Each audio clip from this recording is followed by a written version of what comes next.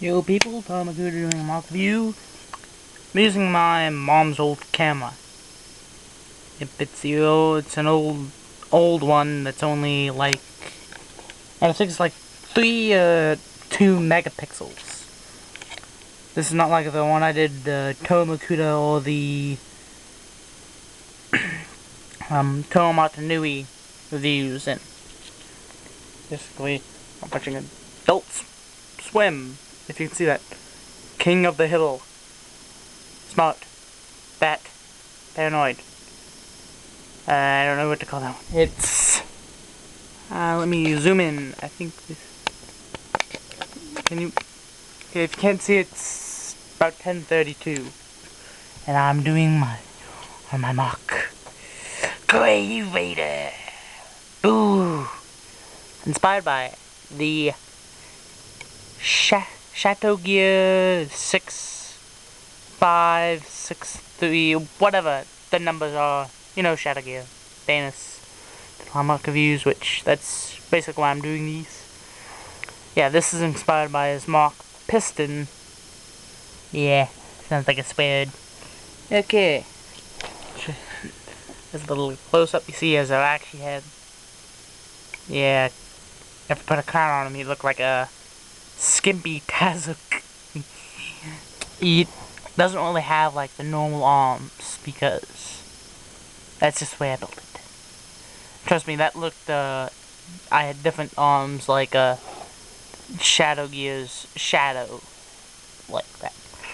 See, he has the pistons for the arms, legs, and even the neck. I'm like this dude does.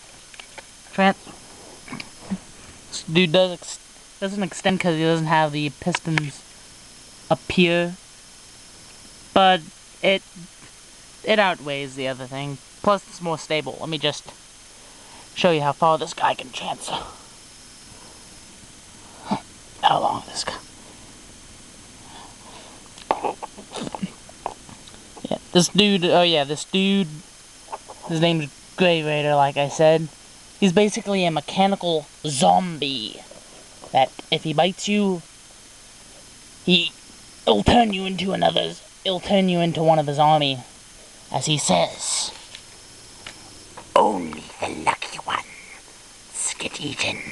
The unfortunate join my ranks of the Walking Dead. Yeah. I need a comparison.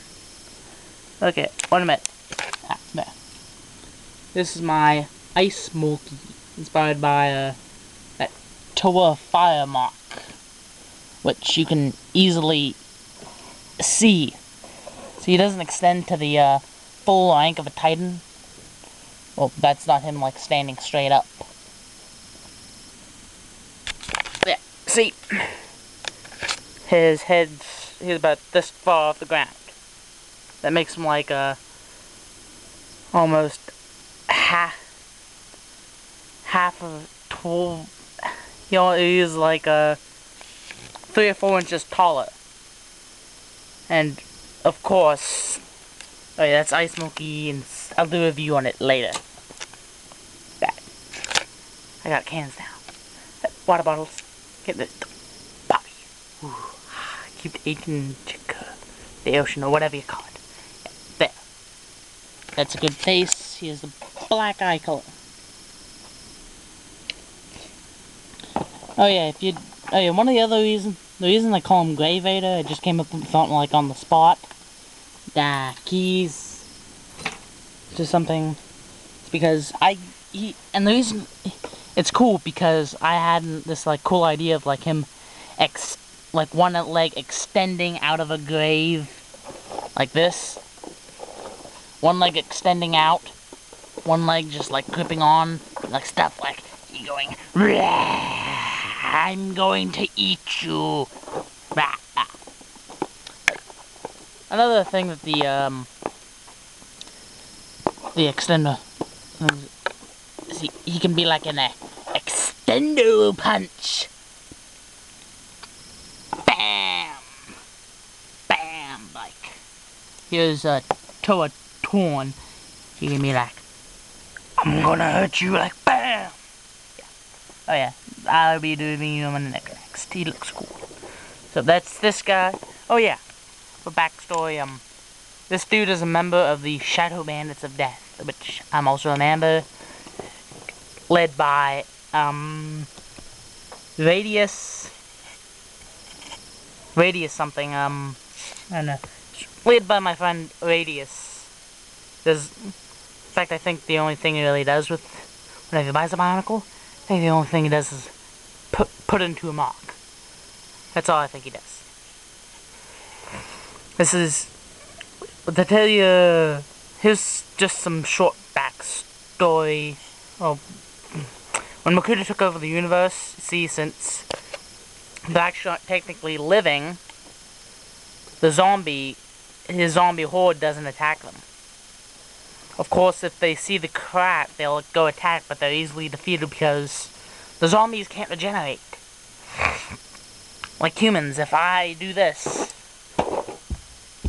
or like let's say I lift the bed, my muscles are going to get torn and such, which then they'll regenerate, which means I can easily do that better. But with his zombie horde, which basically all zombies are basically white, they have Glatorian hands or claws, and they have the Paraka head to make them look like fearsome. See, the zombies only go after, basically, the first things they'll go after is like actual living stuff, like Borix, like they'll even go after Makuta. But usually they're only in like a whole army of them. Instead of actually eating it, they'll basically tear it open and like since they can't really they'll like suck up the antidermis. But if it were like a toe or something, it basically rip the armor off and start eating into it. But usually he'll call them off like when like the Matorn or Toa is like half devoured, so that way it'll rise again. And one of the main things that the leader, the master of the Shadow Bandits does, is whenever he'll use this guy as like a ransom thing. It says like, either the Toa surrenders, or we'll have the zombie horde go upon the island and just eat everything, which that's basically what to do. This will go after the actual, the Toa, Matorn, and Toaga, and any other actual walking species that aren't Rahi. Then they'll go after the Rahi. Then they'll even eat the plants. They'll strip the island bare, and they'll stay. And since the zombies, they don't need to breathe air, which means they can pop out of the sea anytime and attack. But that's usually this guy has to lead them, because if not, they're just a massive army of one individual. And that kind of sucks, because let's say a zombie was attacking Toatorn. They basically, one would pull out his body this way, then another, let's say another one's right there, he pulled this way and that pulled that way. And instead of just like reaching over like and punching the zombie here, which just pretend that there's a zombie there, it'll keep tugging at it and basically chewing off the arm. That's one of the main downfalls of it. And after Makuta took over the universe, like I was saying, since his zombies don't really attack the Rakshi, actually the master called him back to be one of his personal bodyguards, considering whenever Rakshi screams and shows the Krata, they'll want to go after that. And since he basically has a giant horde of zombies, they'll basically all converge on the Rakshi, and usually the first maybe 20 to 50 are usually destroyed, but then they'll rip open the armor and eat the Krata. Yeah. Cool mask. Yeah. I'll show it to you later. Yeah, so that's it for him. Now, he doesn't go to Bar Omega. I might have him that, but